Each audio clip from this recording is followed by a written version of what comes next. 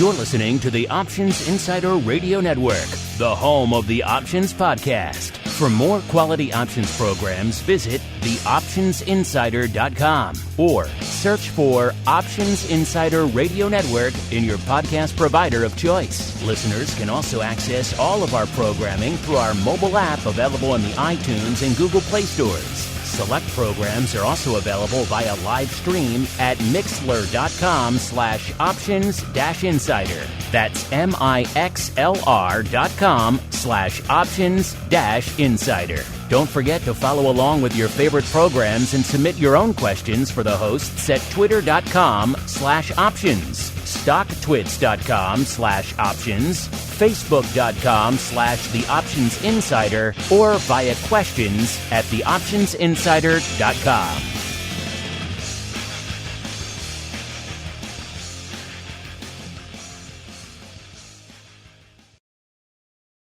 And now, it's time for the show that breaks down the options market, from unusual activity alerts to market analysis, strategy overviews, listener questions, and much more. If it involves puts and calls, then our all-star panel will break it down. It's time to hit the option block with your host, Mark Longo from the Options Insider Media Group, and co-hosts Uncle Mike TOSAW from RCM Asset Management, Andrew the Rock Lobster GIOVINAZZI from OptionPit.com, and Mark the Greasy Meatball Sebastian from OptionPit.com. And now, get ready to hit the option block. All right, everybody. That rockin' tune means it is time to rock out once again with the option block, everyone's favorite. I know it's my favorite. Hopefully it's your favorite as well. Bi-weekly source for all things options related. Coming back at you for the second time here in 2020, the new year, the new decade. Oh, what a year we've carved out for ourselves here already. A lot of things popping off in the broad market, indeed, in the global financial marketplace. A lot of things to parse, and we're here to do it for you. You guys know you can get us every Monday and Thursday, noon Central, 1 p.m. Eastern. You want to get the live version, you got to tune in. Then otherwise, get it after the fact, nice edited podcast on your device of choice. We don't judge. Just keep those comments, those questions, those concerns, all that good stuff. All that coming back in. We do love to hear from you guys. And let's see who else we're going to hear from on the old program today. Joining me on the old All-Star panel. Let's see who we got. Let's go out first to the quiet, the tranquil, some may say the placid land known as St. Charles, Illinois. No coyotes rampaging amok there. If you've seen the headlines in Chicago, we got coyotes attacking people in downtown Chicago. Not in St. Charles, though, where we are joined once again by Uncle Mike TOSAW from St. Charles Wealth Advisors. Uncle Mike, how go things in the new year, and are you guys immune from the ravages of the coyote attacks out there, sir? I have not seen any coyotes, so I'm pretty excited about that. So that's a good thing, and just here to enjoy the show. No coyotes, no dysentery or no plague or any of that other stuff that you say happens in the town. We're in good shape here, and we're excited to be back. Glad to hear it, sir. And we also go out to the hinterlands, a place where I tease him about such things as clam piracy, yet apparently they are in full swing yet again. Ice on the water, not going to dissuade the clam pirates of the hinterlands. You know, Mr. Rock Lobster, I tease you all the time. Of course, he is the Rock Lobster, Mr. Andrew GIOVINAZZI from OptionPit.com by way of Carmeline Capital. And I tease you all the time, sir, because I joke about the hinterlands and these things. And yet here we are, kids getting attacked by coyotes in downtown Chicago, sir. What sort of world are we living in today, sir? You know what? I just want to say you have to go where it's safe. You got to get out of that big city and into the woods when all you really have to do is worry about the clam pirates. Yes, you know, we all need to make that move at some time to the hinterlands. Not quite yet for us here, though, as we keep on rolling right on into the trading block. It's time to break down the latest topics, trades, and trends in the world of options. It's time for the trading block. All right, everybody, welcome to the trading block. This is the portion of the show where we tell you what the heck is trading, what was going on out there in the broad markets. You know, we started off the week and indeed the year and indeed the decade with a little bit of concern, a little bit of consternation over what the heck was going on over there in the Middle East. It seems like some sabers are being rattled. We were edging ever closer towards some shooting wars going off out there, and some things did pop off, but perhaps not to the degree everyone hoped and or feared. So as a result, we're seeing markets taking this little bit more conciliatory tone. That said, there is some concern being exacerbated about how this jet came out of the sky, but outside of that, markets seemingly mostly liking what they're seeing, a bit of a measured response from Iran, seemingly calculated not to really cause a lot of loss of life, which they know no one here could have stood for. So interesting way to round out the week here in the markets, apparently liking what they're seeing. Most of the major indices firmly in the green. S&P up about 0.5%. The Dow and the NASDAQ both up nearly 0.2%. Gold and crude taking a bit of a break. If you like more of that, of course, listeners, we'll get into that all in a little bit on TWIFO, the first TWIFO of the new year and indeed of the new decade. So stay tuned for that in a little bit. Both of those taking a little bit of a break right now. Gold back down around below that 1,600 level, and crude, WTI at least, down below the 60 handle, again, after both spiking earlier in the week. And, of course, all that green on the screen means our old friend VIX Cash going to take a break. It was shy of the 13 handle, down to about 12.85 coming into the showtime. Has ticked up a little bit now, up to about 13, almost 13.10. That puts it down a little bit, about 1.5 points from where it was this time last show. Our old friend VVIX, a.k.a. the volatility of volatility, also taking a bit of a break, down about 4, a little over 4 handles from where it was last year, right around 89.5 right now. Again, it was threatening not too long ago to break into the triple digits level. Now, not so much. And our old friend VXX, after clinging and climbing back up to the 15 handle, giving that back up, down almost a full point, down to about 14.4 out there. And let's go back around the horn the way we started. Let's start in the land of St. Charles. Uncle Mike, sir, what has been lighting up your tape in this somewhat tense week here in the market, sir? Well, what's lighting up my tape is the fact that never before in the history of the entire stock market has there ever been a better time to sell than right now. It's an exciting day. We're at new all-time highs again. And I think that I know this is going to shock a lot of our audience, so prepare yourselves, but I'm actually still kind of bullish. And the reason is that when you have, when we kill an Iranian general and the market only pulls back like less than 2% on something like that, and I think that that's an reason to be very bullish, quite honestly. I know Andrew always typically points out that whenever there's some type of military conflict, typically the market is happy when the United States takes control of things. And we've taken control of it, and it's kind of a really good situation to be a bull in the market right now. So I think that the fact that in the S&P we're knocking on the door of 3,300 right now, we're actually we're less than 1% away from 3,300 in the S&P, and also we're knocking on the door of 30,000 right now with the Dow. The Dow might be a little bit further away from there, but nonetheless, we're in a spot right now to where we're approaching some key numbers, at least from the standpoint of the Dow, and a somewhat key number from the standpoint of the S&P, that if we break through those, we could do some really pretty good things if you're in the bull camp, such as myself. So noticing that, silver is holding relatively steady considering all the upward movement with which we've had in the S&P. It is down a little over 1% on the day-to-day, but that is one thing to where when we have less fear in the marketplace, it's going to come down typically, so that's not a shocking thing by any means. So in kind of going through this, I think that the fact that we are at new all-time highs, we're a few days from all these awful things happening in the Middle East that they say, and the market just still keeps coming up. The concern I would have right now would be in the oil sector. When the president says we don't need Middle East oil, probably not going to bode well for oil prices. So I don't, and it really, the oil has come down a little bit, but nonetheless, I think that there's a lot of exciting things happening, and then if we get some exciting earnings announcements in the near future, 2020 could be a fun year.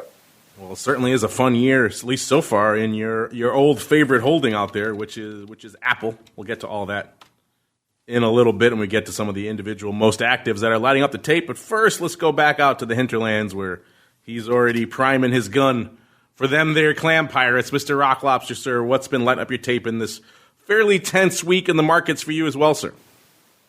Okay, lining up the tape. So I posted a couple of things to Twitter. So just so all the listeners can laugh, I was actually going to try to use my phone and tweet the fact that TOSAW just gave me props, but I have an iPhone and I could not figure it out. I could not figure out how to send out a tweet. All I know how to do is retweet stuff. You're ahead of me, Andrew. You're ahead of me. Sends my way. So now I can tweet stuff from our website, but I can't figure out how to tweet something from my own phone. So anyway, just so the listeners can just giggle a little bit. There you go. So what is on my radar? So from a VIX point of view, I think just watching the underlying movement, we're kind of like, I'm going to say like probably a 10 to 12, 13, like a 10, we're about a 10% or 9.5% at the money vol. Hard to go lower than that, with the market continue to go straight up at about a 0.75% clip every day. So VIX has plateaued. I'm sorry, not plateaued, but has put a bottom in, at least until January 15th. Apparently the Chinese premier or one of the trade negotiators is flying to Washington, and they're going to have a signing of something. I don't know. I think that was part of the rally today. But because we're just going straight up, hard for VIX at the money, hard for VIX to go down when, volatility like a 9%-ish, it's hard for it to go any lower than that when we go straight up. That's the bottom line. So this is one time where this is more like crazy bull market. Crazy bull like in 1998 type of thing, where we just kind of go, or 97 or 96, where we just kind of keep going up and up and up and up. So that puts a limit on VIX, how low it can go until we kind of just, the market takes a breather for a couple of days. And I don't know what kind of breather we take into this January 15th. That's what I would call next major calendar date, if in fact it happens, if in fact there's some kind of signature. So that could be an inflection. The second thing is oil. I'm looking at stuff here, and we are at multi-year lows for XOP. I sold some put spreads in there today, full disclosure, and I'm going to sell some more. I sold them out to October. I'm going to buy some calls if I get any action on the upside. I think, the fact that, we could have a deal with China or whatever, but maybe we could have a little oil exploration again. I don't know exactly, but, again, this is a long-term trade, not a short-term trade. And I've been trying to accumulate stuff like Exxon and little small producers as well. Is oil ever going to go up again? I don't know. Historically, it has. Are we in the part of the cycle where supposed green energy is going to overtake oil? I don't know. I don't think so. So it looks like an opportunity, when all of a sudden Apple is trading at a multiple and Microsoft is trading at a 30 multiple, and all these stocks, which are great companies, they're trading at pretty solid multiples. Although they're not a whole lot higher than they were last year, except for a few stocks. But NVIDIA is about the same place. Apple's much higher. Microsoft is much higher. Amazon around the same place as like last October. Remember, it traded 2,000, I think, back then. It's stocks are certainly a lot more expensive than they are. Am I not bullish? I have to say no. I still am. I kind of agree with TOSAW. There's still a lot of money floating around there. Any kind of positive stuff with China would be more bullish. So I don't look at the VIX activity as necessarily bearish, just because the speed. But I would like to see things kind of calm down a little bit, and everybody and some people, and and some market participants that have not been participating on the rally this year. I think that could be a bit of a liquidity problem as well. It's like, all of a sudden people all want to get in up here, and they kind of forgot, about last year and the fact that where the SPX was in December and January of, 2018, 2019. So that is always cause for concern, but there are sectors of the market that have not participated. So we'll take a look and see what happens with that. But I don't see anything crazy from the vol point of view. It's just the fact that we keep going up so strongly in sort of, savage rallies that that would be I'd like to see that kind of take a little breather for a while. I think that'd be better long run, but that's sort of what I'm looking at. All right, let's see what the rest of the marketplace out here is looking at as well, what they're up to here from a broad activity perspective. Fairly active day, all things considered, out here. Seeing the VIX actually doing almost a full day's worth of paper by the time we're just part way through the trading block here, with about 390,000 contracts on the tape. The ADV a little bit north of 400K, so pretty much a full day's worth of paper out there in VIX land already today. SPY close, not quite as much, but pretty close. SPY at about 1.9 million. Their ADV is about 2.6 million, so obviously more contracts, but overall not quite as close to their ADV as VIX. SPX doing about 800 some odd thousand. The ADV about 1.2 million, so a pretty robust day out there as well. The Qs north of their ADV as well. So NASDAQ lighting it up today. 625,000 contracts on the tape in Q's land. ADV a little bit shy of 550,000. So pretty active day out there. And the Russell kind of lagging behind, 150,000 contracts on the tape in IWM. The ADV about 286 out there. Let's go out to the top 10 most active individual equity options, see what's lighting it up. Cost you $1.61 to break into the top 10 today. That will get you tied with Beyond Meat, number 10, and Amazon. Beyond lighting it up today as well as Amazon. So that's a pretty active top 10. Lately it's been, 60, 70, 80,000 is all it takes to break into the top 10 of late. So we're pretty much 2x that, showing that's a pretty active day out there. Beyond Meat maybe lighting it up because of all the headlines about Impossible lately and their Impossible pork. Maybe Beyond getting some tailwind love from that as well. Either way, lighting it up, 161,000. That ties you for number 10 and 9 with Amazon as well, also at 161,000. Number 8, our old friends across the street, unfortunately, Boeing, 162,000, just a tick above the number 9 and 10 spots. Obviously, they are strongly implicated and involved in all of this madness with the jetliner going down in Iran. We're seeing the administration now tweeting out maybe they don't think it was an accident. So all sorts of Sturm und Drang yet to be found over there in our friends across the street. I'll have to go over there for lunch after the show and see what scuttlebutt I could hear. I'll have to ask our producers out there if they could see any black SUVs swirling around outside the headquarters. That's usually a sign that craziness is afoot over there. Either way, they're at number 8 with 162,000. Number 7, good old telephone, a.k.a. AT&T, a.k.a. T, with 188,000. Number 6, Facebook, 193,000. Number 5, Microsoft, $1.95. Number 4, Snap climbing into the top 5 here today. 230,000 contracts on the tape for Snap. Number 3, AMD, 519,000. That would normally be more than enough for number 1 with a bullet. That just shows you what kind of day we're having out there today. Number 2, Tesla, a whopping 653,000 contracts, just blowing the doors out there today. A crazy town out there from a volume perspective. They've, of course, been delivering a lot more cars than people thought, and good numbers here for the U.S. and indeed breaking ground in China. A lot of things going on out there. That would normally be enough for number 1, but no. Nay, I say. Number 1 with a bullet, our old friend coming in hot and heavy. It's been a while since we've seen the M designating a million on the top 10 for the most active equities. Yes, that's what we're seeing right now. Apple at 1.1 million for the number 1 spot. Just blowing the doors off out there. A lot of things going on in Apple land. The stock obviously in rally ho mode, up nearly 6 points, 5.99 right now, or nearly 2% to 309.18. How distant, how crazy it seems.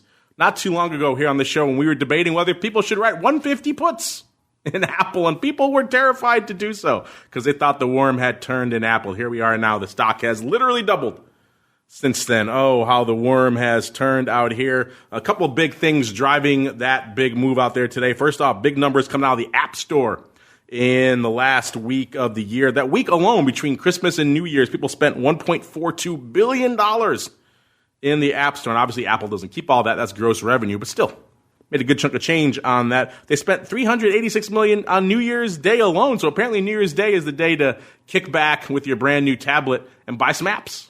Who knew? To start calling that App Day. We have Black Friday, we have Cyber Monday now, we have New Year's Day is now App Day. Also, double-digit growth on the iPhone out of China as well. That 1-2 punch really combining to lift this company that had broken through the $1 trillion market cap not too long ago. It seemed like they had topped out, and now a whole bunch of steam ahead for this name. Who knew out there? In terms of what else is popping off out there on the week, kind of a quiet week here on the earnings front. Not a lot of big names kicking it off on the first week of the year. I do have a few, though. We have Bed Bath & Beyond. They of the flyer / coupon in your mail infamy pretty much every week. I think they said they're backing off that now, but either way, Bed Bath & Beyond coming out after the bell on Wednesday.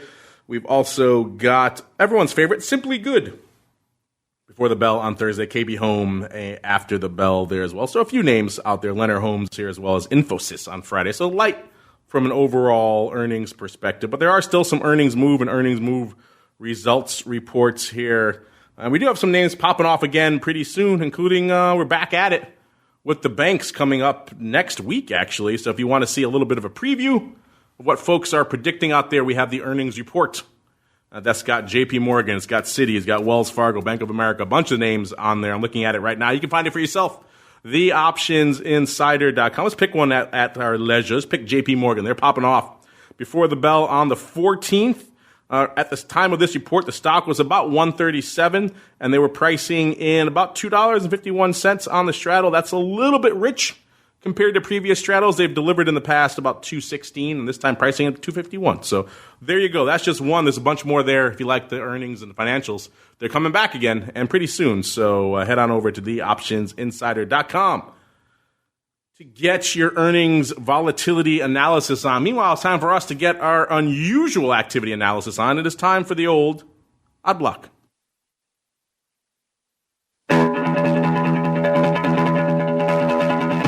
It's time to break down the most interesting, unusual, and downright questionable options activity that's been identified by TheOptionsInsider.com.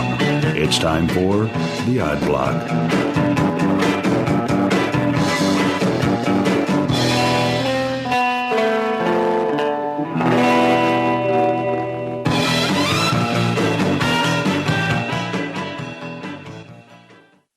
All right, everybody. Welcome to the Odd Block. You guys know if you've been listening to the show for a while, we've built up quite the backlog of trades to keep our eye on and to watch how they play out here. So we're going to do a little bit more of that here today. Got one new one in the hopper in the chamber there as well for you at the end, but we're going to pay off some of these things we've been watching now for months. Let's kick things off. We're going to dial our way back machine all the way back to October 10th to Pump, a.k.a. ProPetro Holding Corp., ticker symbol PUMP, P-U-M-P. I won't even tell you where they're trading right now because it's a bit of a spoiler. We'll go through in order. At the time, on October 10th, we saw 10,000 of the Pump 7.5 puts going up for 45 cents. These were about a nickel off the bid. This was opening, obviously. And it seemed to us on the show that day, that seemed like it was a pretty sizable line in the sand someone had drawn there, where if they get down to 7.5, they're looking to pick up maybe a little bit of the old Pump. At the time of that trade, the stock was at about $9.44, so it was a pretty sizable, took a bit of a move to get down there, about 2 handles it needed to go. So it wasn't the most aggressive line in the sand, but still it had a few months to go. And it looked like it was a pretty decent premium for that as well, about 45 cents. So they could have been harvesting ye old risk premium as well. And let's look at the stock chart here, and looks like the stock pretty much from the time of that trade never really looked back. It pretty much was off to the races, and it closed on expiration in December exactly at $11. So this thing turned around and didn't drop. Instead, it went into rally ho mode.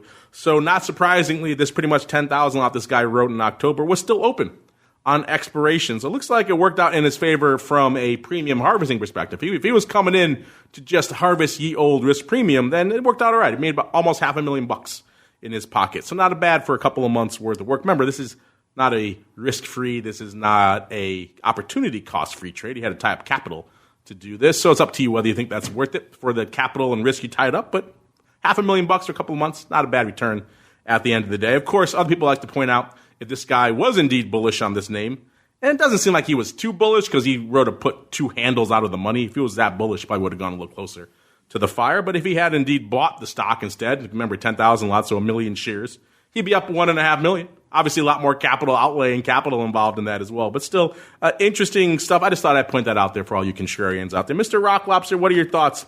You think our friend right now is happy that he pocketed about $500,000, or is he instead sad that he didn't turn around and gobble up about 1 million shares of the underlying, because he'd be up about 3x that right now, sir? Well, I could give you with students, my student test. So I know when somebody wants to close a position, I get a notice of like, oh, should I close this? I want a lot of money. I go, okay, do your quick test. I want you to open your pocket and tell me how much money you have in your pocket. They're like, nothing. Okay, great. Now, if you close this, you make $2,000. What do you want to do? Take the $2,000. So I'm going to guess, right, that this guy's happy he made his $500,000. Just, I'm throwing it out there. I know that it could be fodder on the internet or something, but I'm just going to assume that this guy's happy. But also, not a bad return. It's like almost, 5% on risk? Yeah. You're selling those puts. Yeah. I mean, if you're going to take the risk to buy the stock anyway, that's pretty darn good, I thought. Not too bad. Yeah, it seemed like it was a pretty good one. And you're right, the old no money in your pocket test, $500,000 is definitely better than all of that. Yeah, this one, we called it line in the sand, but those are usually ones where we kind of think about, the stock's going to drop here. We're going to pick some stock up. I think this guy was more in the harvest some old risk premium category here, because he wasn't exactly playing too close to the fire here. I think he was looking to pick up about $500,000, and that's pretty much exactly what he did. So if that's the case, sir, ballyhoo to you. If I was wearing a cap, I would tip it to you right now. Let's keep on going, see what else we can find, see how this next name, if he fared as well as our previous contestant here. Need have a little game show music for these. That'd be kind of fun. In the background there, a little some fun tune. All right. Next up, what do we got? Excuse me. We've got ADI. This is Analog Devices. And we're setting the Wayback Machine back to September 23rd, Mr. Rock Lobsters. Think back all that way if you can. At the time, we talked about, it was a bit of a weird one. So we kind of parsed it a couple of different ways. It seemed like it was a bit of an out of sequence. You could call it maybe a bit of a ratio risk reversal, or maybe a bit of a strangle. Analog Devices, of course, ticker symbol ADI. I won't tell you where they're trading right now. Again, it's kind of a bit of a spoiler. But at the time, back on September, the stock was right about 114.25, and someone put up the DEES 100, so the DEES par 125. It felt like a bullish risk reversal with a bit of a ratio to it, but who knows? It could have been a strangle as well. People, looks like paper coming in, trading 10,000 of the DEES par puts for 191, about a penny off the bid. Remember, though, this was a little bit, the one leg was late. The other leg was not, which is kind of interesting. I think the puts were probably definitely a sale.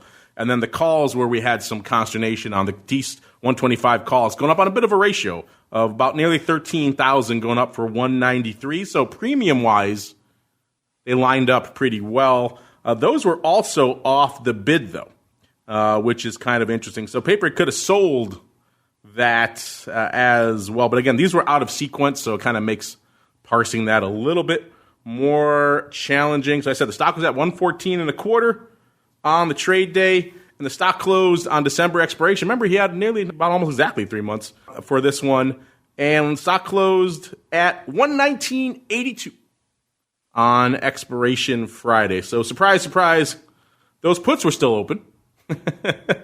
Those ones, that leg of it, at least of it, worked out all right. So it looks like he did fairly well on that leg, pocketing just on the put leg, not quite 2 million, about 1.9 million or so out there. Now the calls are where we have to kind of hem and haw a little bit.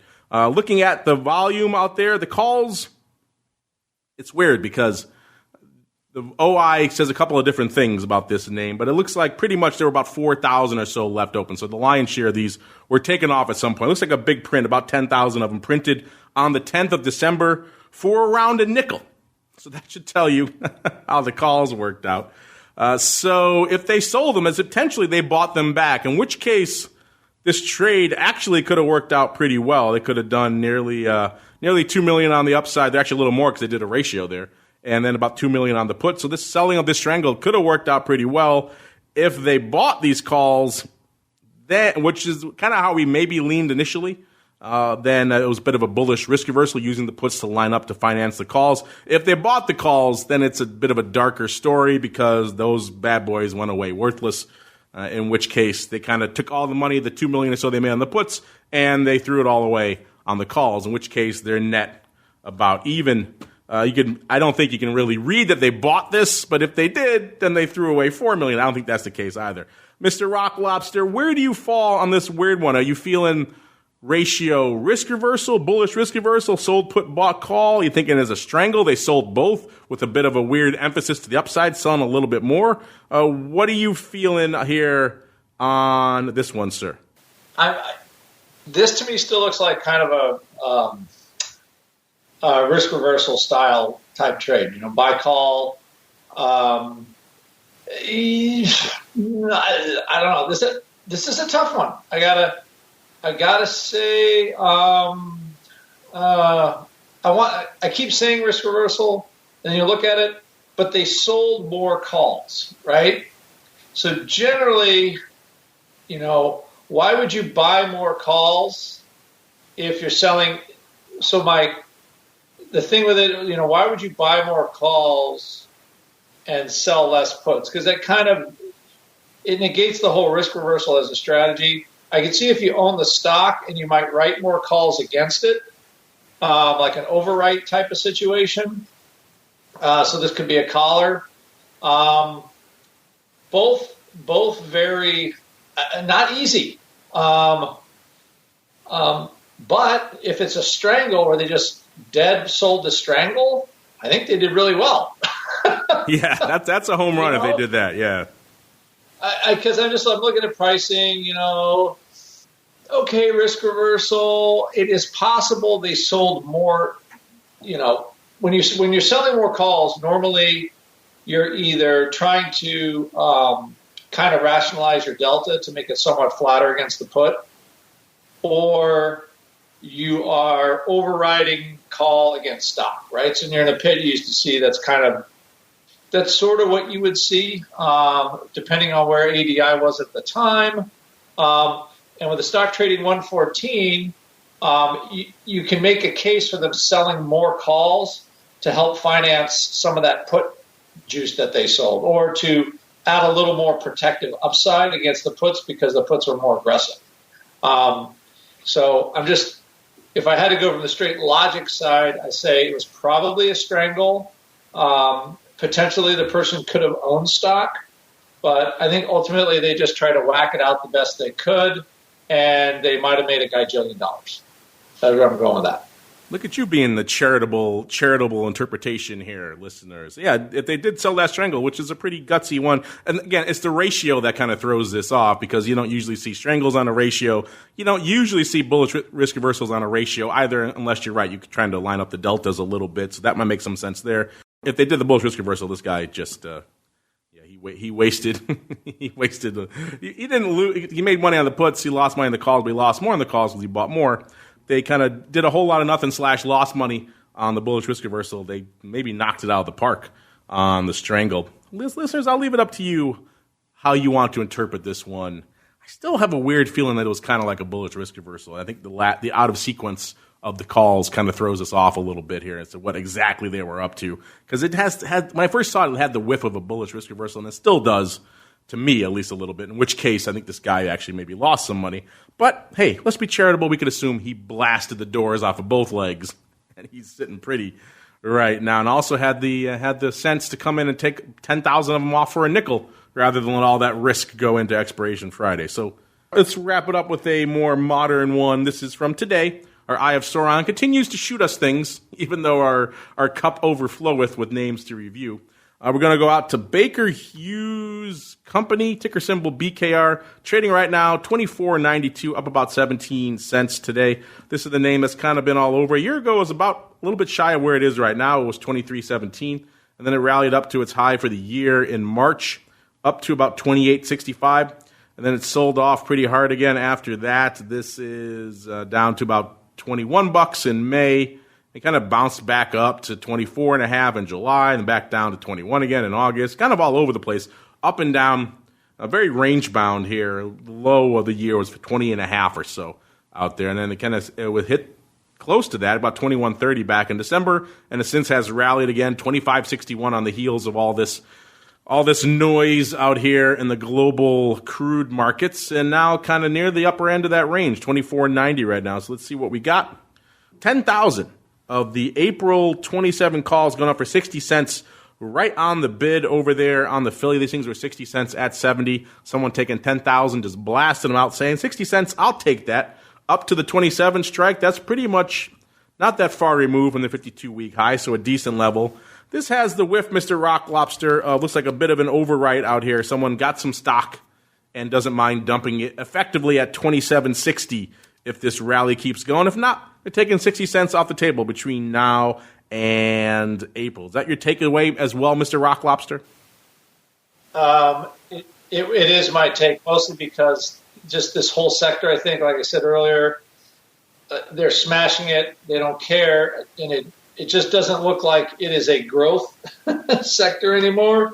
It's more like a sector that really can't go down anymore. So a buy right looks like this is like, to me, it's like an income type trade. If you make a little money on the upside, whoopee, but you're happy to scrape some nickels out of selling some options and seeing the underlyings kind of go sideways for a bit. Yeah. Take a few $100K off the top for your troubles.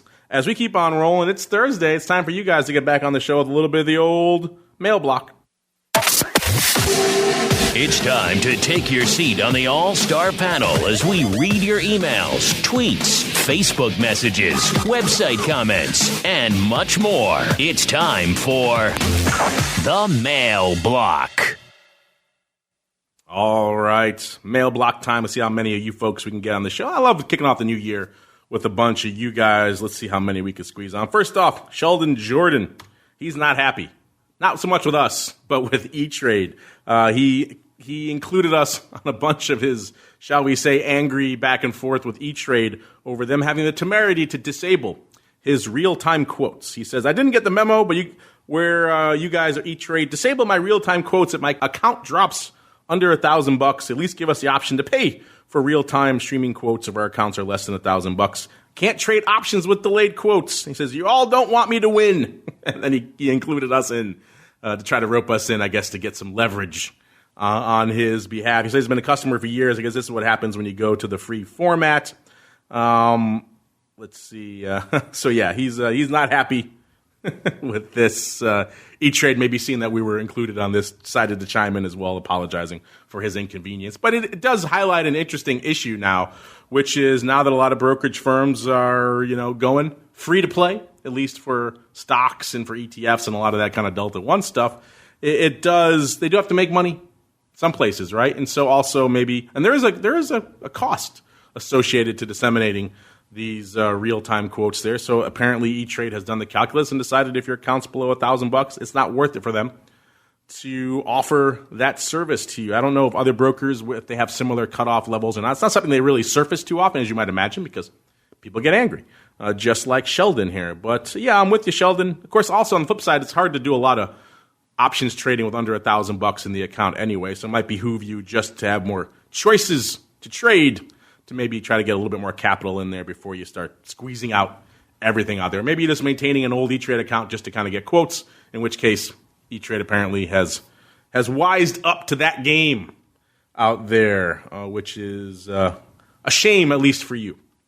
All right, but yeah, if you guys have issues like this, questions, or maybe you just want to vent at your broker, we get it. We get it. We're here for you here. Next up, we've got Dimitri. Dimitri says, hello, guys. Well, hello, Dimitri. He says, I've been listening to you for years.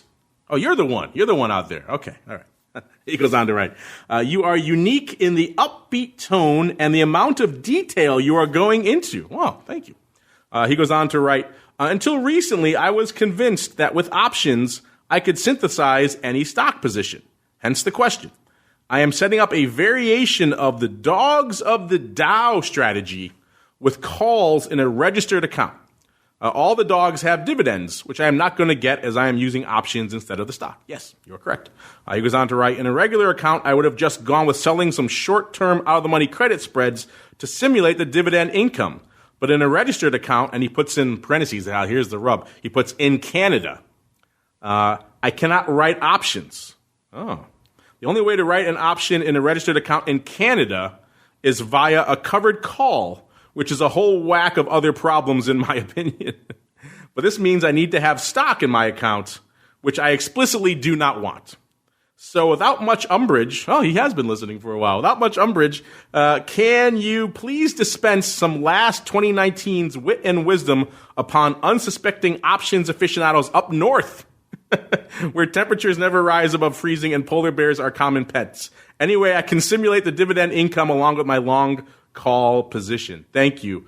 Well, this must have come in a little right before the end of the year. Sorry we didn't get you till now, Dimitri. We got a pretty big backlog here. All right, this is an interesting one. He adds the wrinkle of being registered in Canada. So that adds a whole new layer of nuance to this than we have here. I don't know. Who wants to have a first crack at the Canadian dividend income question? Uncle Mike, do you do a lot with Canada up there, sir? Uncle Mike, you there, sir? Sorry about that. There he is. I am here. Sorry about that. I couldn't get to my mute button quick enough. My apologies. No, I don't do anything with Canada, actually. But with this, I would say the one thing that I do a lot of times in the United States to simulate things is if, I know, Andrew, you got the mute button on me. That's funny. Ha ha. Anyway, what I like to do sometimes is if, let's say you have money tied up in a 401k and you can't trade options in a 401k, you can use the other account to set up some things. So let's say you can only buy calls in the registered account in Canada. I'm not familiar with Canadian registered accounts, but you can get the upside on that when doing so. A way with which to simulate the income coming in is to not have to take on the risk in the first place. So in other words, the way with which you could look at it would be, no, you're not going to get the income that you have coming in when buying the call option, but you are going to get the upside. So in other words, you'll get the upside movement of the underlying, but you're not going to get the dividend. But because of the fact that you're not getting the dividend, you'll have a more limited risk at place when owning the call option, as you would on a stock that had no dividend. So you're kind of getting it by not having to pay for it in the first place, because calls a lot of times are a little bit less money than a stock than a call on a non-dividend stock. So hopefully that made sense, but that's kind of the only way that I'm thinking of it. Because if you try and do something outside of the registered account, the only thing I could think of would be buying the underlying. But if you don't want to do that in the first place, it's kind of difficult with which to do. Yeah, he's got a lot of restrictions on his question. He can't sell the options outside of a covered call. He doesn't want the stock. And, of course, he's stuck in the land, as he says, of polar bears, where polar bears are common pets. I like that. So, Mr. Rock Lobster, there are a lot of our listeners. They don't make it easy on us. They like to throw the curveballs at us. So we've got a Canadian listener who wants to simulate dividend income along with his long calls, but he's prohibited in doing anything against except covered calls, and he doesn't want to touch the stock. So what do you have for our friend here, Dimitri from the frozen north, sir? It almost sounds like, well, you can play basketball, but you're not allowed to shoot the ball into the hoop. It would be no fun if it was easy. I guess the only thing, and it doesn't know if it passes if you do like a synthetic, cover call type of strategy where you buy, longer term call and then you write calls against it to simulate dividend income. From what I was reading, I don't know if he's allowed to do that or not, which is, I figured almost anything covered you can do. So I'm not quite sure if that fits under the line. I do have students that do that quite successfully, actually. Especially, market doesn't look very good. It's kind of a decent strategy. Maybe that is an alternative. to what they want to do. So I'm trying to say selling some amount of my credit spreads, submitted dividend income. I cannot write. You can't write any options at all in a registered account in Canada. Okay, the only way to write in a registered account is via covered call, because I need to have stock in my account. That's what I'm saying. The synthetic covered call might be an option. That's the only thing I can think of to help Dimitri, besides just putting more logs in his fireplace.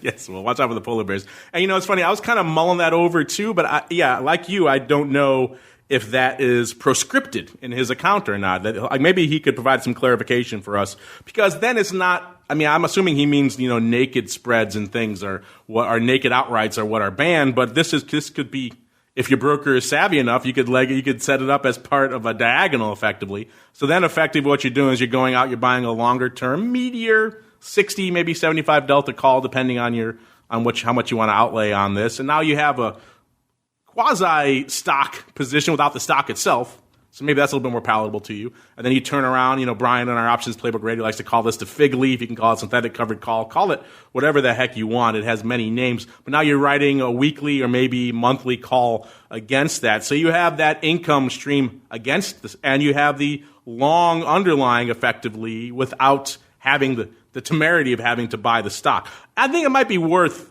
Dimitri, you don't mention which broker you have. It might be worth reaching out to your broker and just saying, hey, or maybe try to go into your platform first and try to do that. Try to put it in as one trade, so it's a spread rather than just, if you do individual legs, it's probably gonna flag you on selling that short leg. But if you go in to buy the longer term call and then you leg in and try to sell that nearer term contract against it, and you put it all in as a spread, maybe you can kind of do an end run around and fool the system. You'd be surprised sometimes how easily these systems can be fooled with something like that. And if it doesn't work, then I would call up your broker and say, hey, why can't I do this? This is effectively a spread. I do have this other position against the other one. So that's kind of how I was leaning, and let us know how it works out. I'm curious. All those Canadians, they're very restrictive in what they let you do. And watch out for those polar bears up there. I hear they could be pretty scary out there. Let's do a couple of quickies here. M. Pashmil wants to know, why is the Saudi Aramco IPO not listed here? I assume he means here in the U.S. I think you can probably guess that one. They want to have some control over that listing. Put it on their own exchange over there. I think that makes a certain degree of sense here. Again, we're not the IPO show, but we get all sorts of fun range of questions. Oh, here's a fun one. We kind of tabled this one from before. This comes from Camilla. Camilla wanted to know if we had any options predictions for 2020. I've always gone out with a few. We've already gone out with our VIX predictions already. By the way, we're going to be charitable. Our poll has closed. We'll reveal the results for that if you didn't see it on VolViews tomorrow. But we'll continue accepting your end-of-year VIX/Spikes predictions as well. So if you want to play along, send in a specific prediction. If you're within a point at the end of the year and you're the closest, maybe you win some fabulous prizes. So head on over to Twitter. You can do it via email or direct message as well. But get those picks in. We'll extend it for you guys until VolViews tomorrow, so we can have a nice smattering of folks in there able to play for the prize. But Camilla wants to know, any options predictions for 2020? I think I've said this one before. I'm going to go out on a limb and say I don't see. We talked before about what our thoughts were for vol, what's going on, what's going to drive things this year. And I don't see, we obviously have an election year this year, but that's kind of a known, right? Or an unknown, really, right now. So that could certainly be a vol additive thing, but we can also see, not as much vol as perhaps anticipated as a result of that. So I've laid out, I think, a case for what I think 2020 is going to play out from an overall volatility, and I think from a volume perspective as well.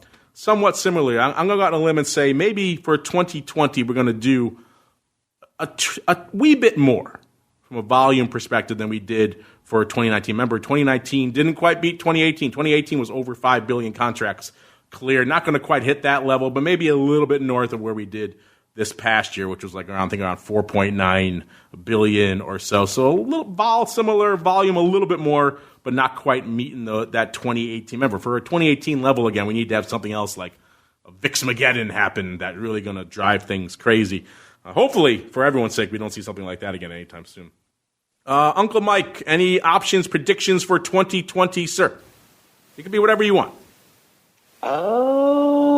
Let's see. So for option predictions for 2020, I would say that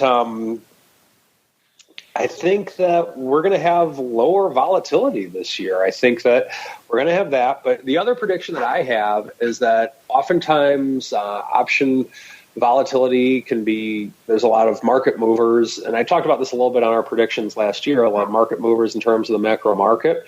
Election polls are going to play a big factor in day-to-day trading this year.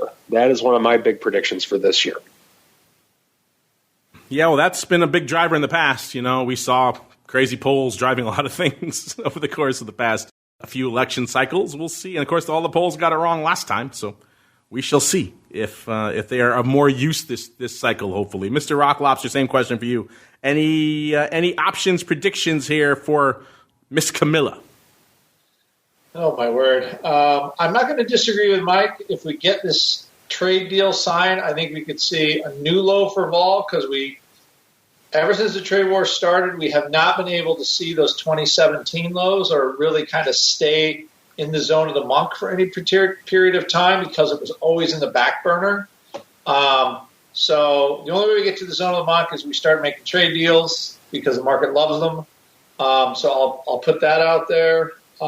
As far as, and I know it sounds crazy, it's late in the bull market, but lower vol, it's a market to buy calls. I'm just saying, low vol, bullish, crazy upside. Apple was $200 in October, now it's $300.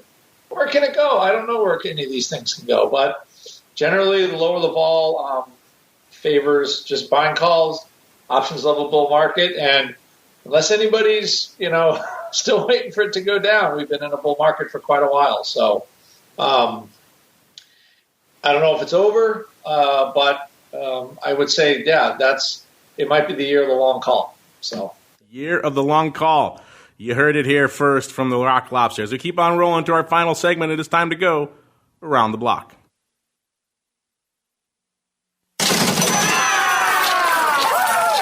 It's time to tell you what we'll be watching on our trading screens until the next episode. It's time for Around the Block. All right, everybody. Welcome to Around the Block, where we tell you what we're focusing on for the rest of this week into the old weekend. There was a lot of literal weekend risk this past weekend. Hopefully we won't have a repeat of similar type events. But that said, let's go around the horn. Let's start with Uncle Mike, sir. What are you watching for the rest of this week into the weekend, sir? Sorry, I'm having a bad mute button day to day. Just watching the tweets, watching to see how much closer we can inch towards the 30,000 mark in the Dow.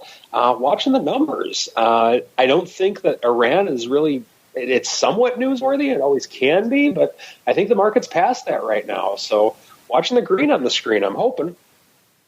Watching the old green on the screen. Well, there's a lot of it to watch these days, that's for sure. Mr. Rock Lobster, take us home, sir. Same question for you. What are you watching for the rest of this week into the old weekend, sir? I mean, all I'm really watching is Mark's webinar next Tuesday at 8 p.m. Eastern time. But, okay, I'll get to that later. I want to see if we can make a new low in VIX prior to this trade deal announcement. To me, that sets up us going to 3,300 SPX. I know it sounds crazy, but the market is pricing everything, I think, right around that as a top or just as a target.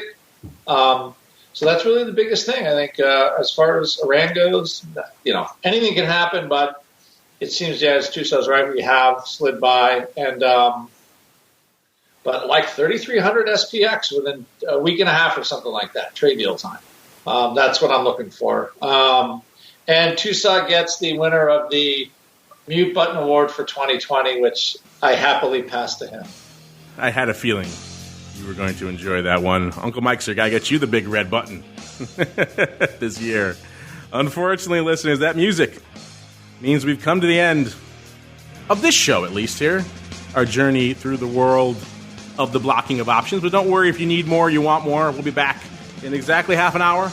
Talk all things on the futures options side of the fence. Some vol, some volatility, some energy, some metals, all that crazy stuff. A lot popping off over there. So stay tuned for that in a little bit. But before we do that, let's go back around the horn, see what each of our cohorts have in store for you. Let's start with the Rock Lobster. Sir, sounds like you got a bit of a webinar coming up, sir. If folks want to check that out, where should they go? What should they do?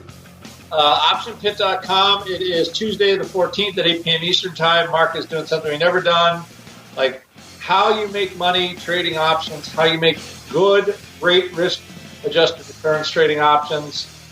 He will be giving you his secrets and his concept in that webinar. So we haven't done a webinar like this before, so hopefully it's as good as I think it's going to be. And that is Tuesday the 14th at 8 p.m. Eastern Time. Go to OptionPit.com. It'll just blink in your face and say, sign up for free. There you go, OptionPit.com. Sign up for free. What could be easier? And Mr. Uncle Mike, if folks want to try something out for free over there in the land of St. Charles Wealth Management, where should they go? What should they do? Go to stcharleswealth.com, learn a little bit more about what we do. I'm a financial advisor who is not afraid of the word option. Feel free to contact me at any time through my website. Would love to work with you. There you go. Contact the man. stcharleswealth.com is the place to go. And on behalf of Uncle Mike and the Rock Lobster, and indeed myself, I want to thank all of you out there for downloading, streaming, subscribing, for doing all the fun stuff that you guys do. Keep being you, and we'll keep being us. We'll be back in exactly half an hour to talk all things fun on the vol and term structure and action perspective over there on the Futures Options Land on TWIFO in a little bit. And we'll be back tomorrow once again to do it all on Volatility Views, 1 p.m. Central, 2 p.m. Eastern. Otherwise, we'll be back right here on Monday for more of the Option Block. You're listening to the Options Insider Radio Network, the home of the Options Podcast. For more quality options programs, visit theoptionsinsider.com or search for Options Insider Radio Network in your podcast provider of choice. Listeners can also access all of our programming through our mobile app available in the iTunes and Google Play stores. Select programs are also available via live stream at mixlr.com/options-insider. That's mixlr.com/options-insider. Don't forget to follow along with your favorite programs and submit your own questions for the hosts at twitter.com/options, stocktwits.com/options, facebook.com/theoptionsinsider, or via questions@theoptionsinsider.com.